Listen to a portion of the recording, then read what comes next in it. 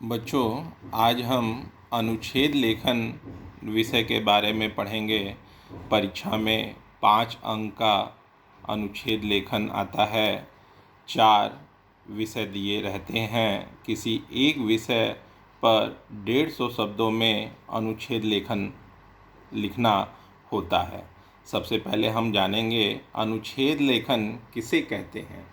किसी भी विषय पर अपने विचारों को क्रमबद्ध रूप से प्रकट करना ही अनुच्छेद लेखन कहलाता है। अनुच्छेद की विशेषताएं इस प्रकार हैं। विषय की अच्छी तरह हमें ज्ञान होना चाहिए। जिस भी विषय में हम लिखने जा रहे हैं उस विषय का हमें पूर्ण ज्ञान होना चाहिए।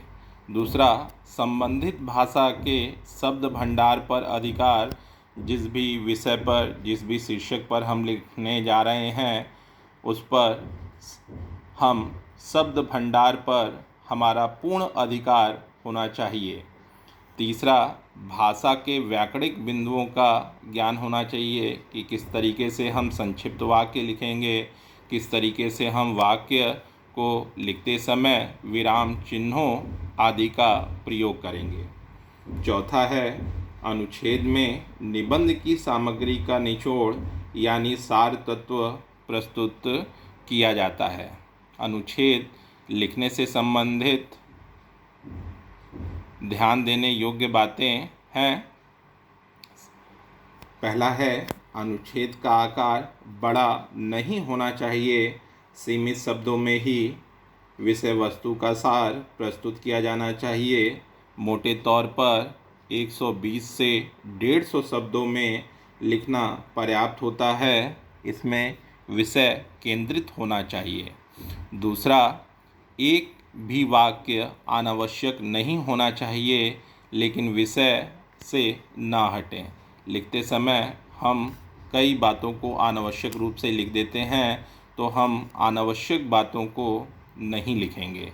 तीसरा, अनुच्छेद लेखन की भाषा सरल, सहज, कसावट भरी, संक्षिप्त और प्रभावपूर्ण होनी चाहिए। चौथा, एक भी बात को बार बार न दोहराएं। होता क्या है कि जब हमारे पास वाक्य की कमी पड़ती है तो हम एक ही बात को बार बार दोहरा देते हैं, जिससे कि अर्थ का अनर्थ हो जाता है। पांचवा, अनुच्छेद के प्रत्येक वाक्य परस्पर संबंध होने चाहिए। पहला वाक्य दूसरे वाक्य से पूर्ण रूप से संबद्ध होना चाहिए। छठा, यदि हम अनुच्छेद के आरंभ में अनुच्छेद से संबंधित सूक्ति, उदाहरण एवं कविता की पंक्ति लिख दें तो अनुच्छेद प्रभावशाली बन जाता है।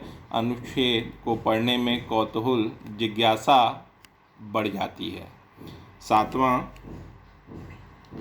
अनुच्छेद का प्रथम वाक्य ऐसा होना चाहिए जिसे पढ़कर पाठक के मन में पूरा अनुच्छेद पढ़ने हेतु कौतूहल जागृत हो जाए।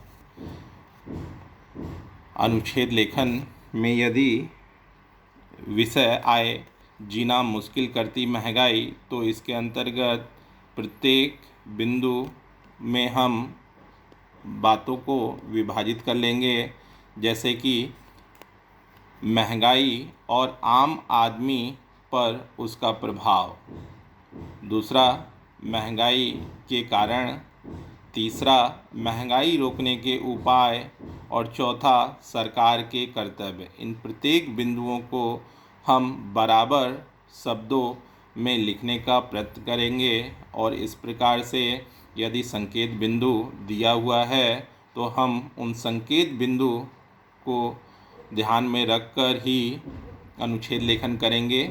और यदि संकेत बिंदु नहीं दिया हुआ है तो हम पहले से ही हम यह निर्धारित कर लेंगे कि इसमें कौन कौन से संकेत बिंदु लिखे जाएं, और इस प्रकार से अनुच्छेद लेखन पूर्ण हो जाएगा।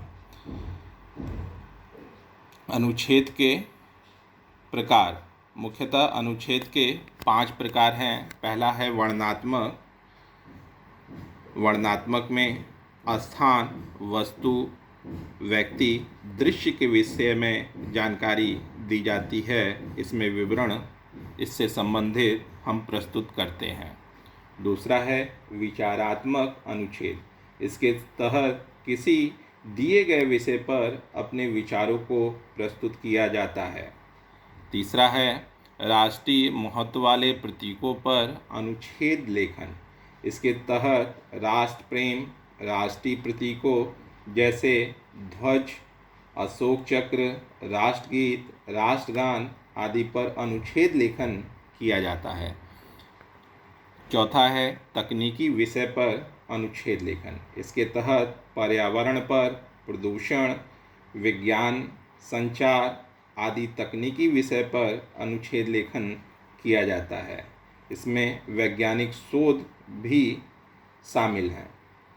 पांचवा है शिक्षा एवं खेल विषयों पर अनुच्छेद लेखन।